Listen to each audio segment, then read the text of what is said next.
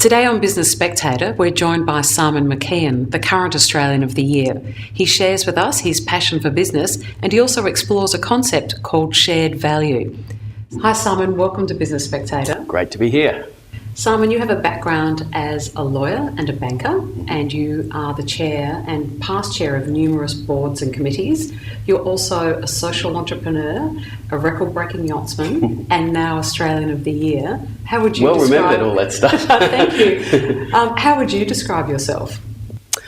Look, I'm actually a very average person in the sense that everything I do, and you've just memorised a list of them, well done. I'm actually surrounded by really talented people. And look, my CV might look, long and impressive, but if you really drill down, I am actually a pretty average person surrounded by talent. And, I just get so much out of, working in good teams, and those teams invariably have people with, as I said, more talent than I do.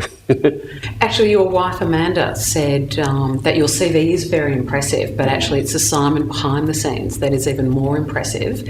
So do you think your background and family have influenced you as a leader?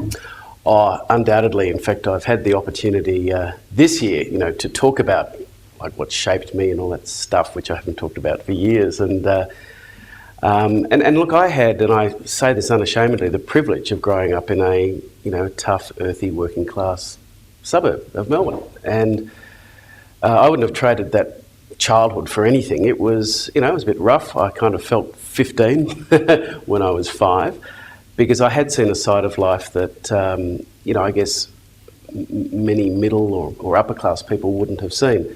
But having said all that, I had relationships as well, which were very strong, rich. And I actually, in particular, saw a community in need, but which was assisted by the other people in that community that, in a quite non-flamboyant way, just attended to that need. My parents were a couple of them. And so what is your leadership style? From all of that experience, what is your leadership style now? The thing that I think most about leadership is not actually just a one-size-fits-all style, or what am I best at in terms of leadership. The very first question I ask is, whatever organisation I'm involved in, whatever little group I'm involved in, and if I happen to have a leadership responsibility, the first question I ask is, what's actually required here? And if I've tried to work hard on anything over the last few years, it's actually responding to what's required. Firstly, asking the question, and then secondly, saying, okay, well, in this circumstance, at this particular period of this organisation's evolution, whatever, what's required is, and it might be courageous leadership, it might be just leading by example. It might actually be listening, because, and that happens so much in my walk, in that, as I said before, the teams that I might be a part of, indeed even lead, have more than enough talent in them to actually know what to do, how to do it, when to do it. And for me, it's perhaps just a matter of listening to what the clever people in the room are saying, and then perhaps saying back to them, this is what I'm hearing, this is what I think we ought to do. So, to sum up, I'm very loath to go into just one leadership style. I start by saying what's required. And through all of those experiences, I'm sure you've had some highs and lows. Have you had any crucible experiences as a leader? And if you have, what lesson did you learn from that experience? Look, the answer is lots. I'm trying to think of one. I think that we set up the takeovers panel now 11 or 12 years ago, and it was basically just a tribunal, a court, if you like, quite focused on sorting out disputes that arise in public company takeovers. Now, the government at the day was quite courageous in setting it up. There were many people in the legal profession who thought it would fail. It got off to quite a good start, but 4 or 5 years into its existence, we were on the receiving end of a couple of very tough federal court decisions, and we ended up being a bit like Monty Python's Night. We were still making decisions, but we had bits and pieces hacked off, and we were we were doing it tough for a while. And that was an occasion where, and I was so well supported by every takeover panel member, it wasn't just me, but it was time to go out on the front foot and say, we are still doing our job. We are doing it to the best of our ability. I was even happy to say, look, I'm a sore loser. I don't accept what the federal court has said. You've got to be careful to say that. But nevertheless, we just got on with the hard work of then supporting the government in putting through some legislation that then got us, if you like, back on track. Indeed, we ended up being much stronger than where we started. But, you know, during that time, you know, I actually didn't know what the future was going to hold. You know, these were two tough decisions, and perhaps the takeovers panel was really just going to end up being a failed experiment. But all I knew is that I was beautifully backed by so many people that believed in the panel that was a time to go out in the front foot and just argue the case strong, hard, you know, leading from the front, you know, never giving up. And even though deep down there would be sometimes some questioning of doubt or, you know, what would occur here, so long as I didn't allow that to come to the surface, I really did have to keep that bottled up, or at least the subject of confidential discussions with colleagues. But, you know, out in the public arena, if you like, it just had to be courage, move on. And we got there, which was good. So it sounds like you've had to deal with pressure a lot in your life and also through that experience. What's it like? What's the pressure like of being Australian of the Year? I gave a speech the other night, and the Premier was in the audience. He was actually having a night off. I was the one that had to give the speech, and I saw him down there, and I said, I think I feel a bit like you do, Mr. Premier, this year, in that I have no time to myself. You know, it's just constant. But there are two distinguishing features. The first is that you, Premier, have a speechwriter, and I don't. But secondly, you've got, and I had a list of things such as the public transport system and the police force and what have you that were exercising his mind. Look, there's a lot of pressure this year, but actually largely it's all the sort of pressure I would want. Namely, I have this extraordinary privilege to talk about things that I think are important, that are relevant to society, that I can make a tiny contribution to. So yes, it's a year of overload, but actually it's a wonderful year to just give and give and give. I will be tired, I'll be exhausted at the end of it, but hopefully, you know, pleasantly so. And one of your aims this year is to bring business thinking to the community sector. I'm interested and curious about why this approach is important to you, and do you think it can be reciprocated? Well, look, I think there are a couple of reasons. I think, firstly, it's always just felt right to me that business, with all the resources, indeed the wealth that we have in business, and in no way compromising the profit maximisation motive, which is important. We don't get capital unless we can say we're good stewards, we're going to deliver a good return.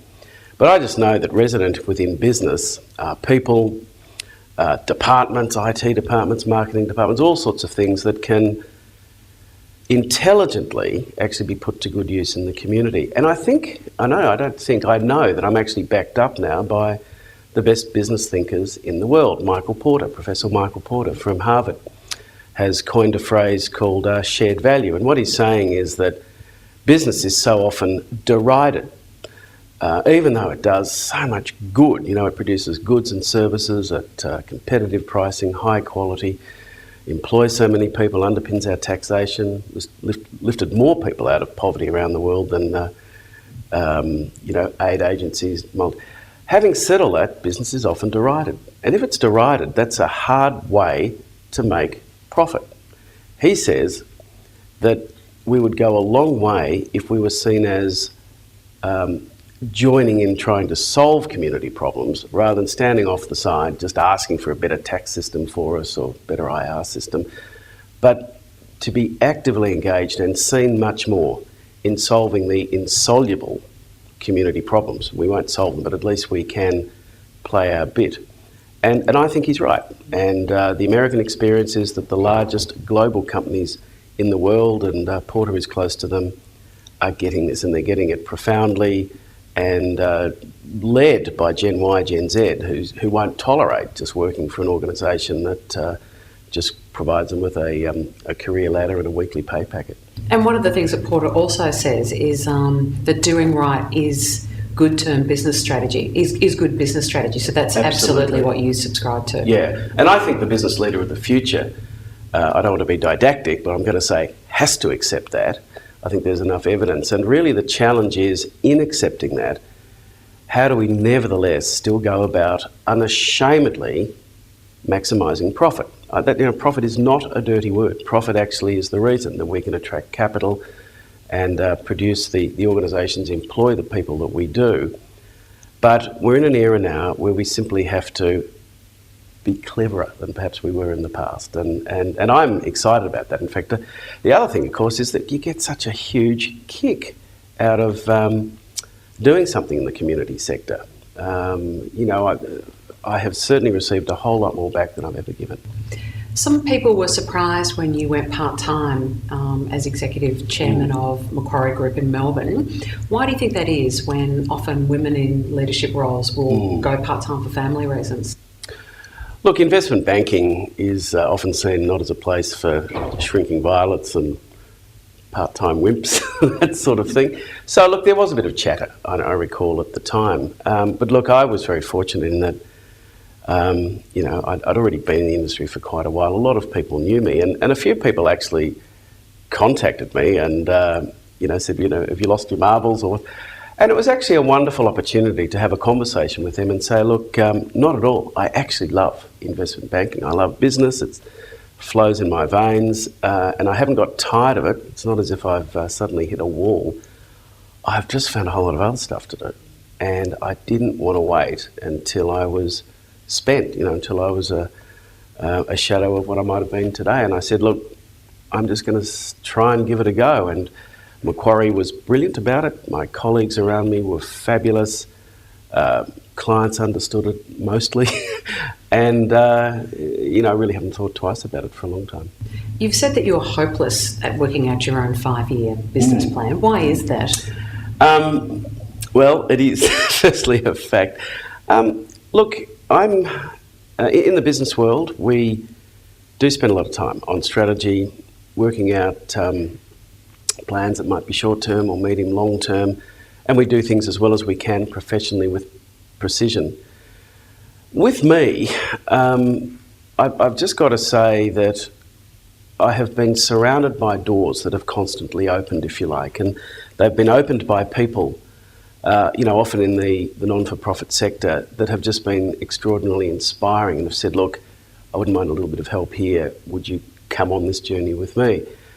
And whilst I come from a business environment where, looking ahead and being master of your own destiny, making choices that are right for the business, that comes naturally to me. In my own case, I have worked just a little more intuitively, that's all, and I have been profoundly affected by some of the giants in the non-for-profit sector that have had their own vision, their own cause, and I've been able to play a little role here and there, and it's just worked out that way.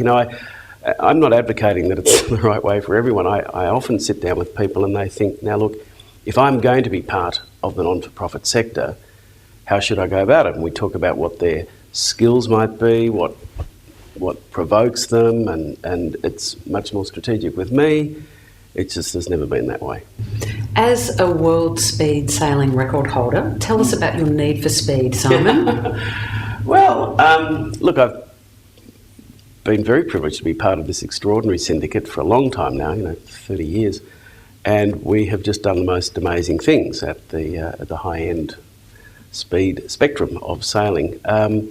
Look, in some respects, yep, there's a huge adrenaline rush getting in a sailing boat and going 50% faster than the average family speedboat will go.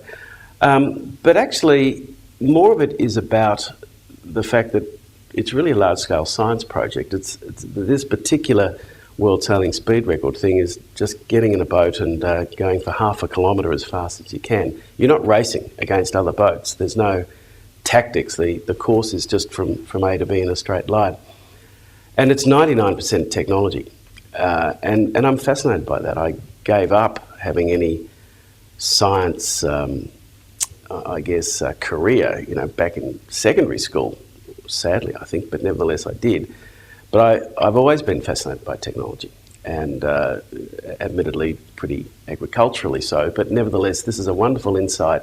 I don't add anything to the science of that syndicate. It's all done by, clever people, but just to be a small part of it and to have created a yacht that just keeps going faster and faster year after year is terrific. Simon McKeon, thank you very much for joining us on Business Spectator. Wonderful to be here. Thank you.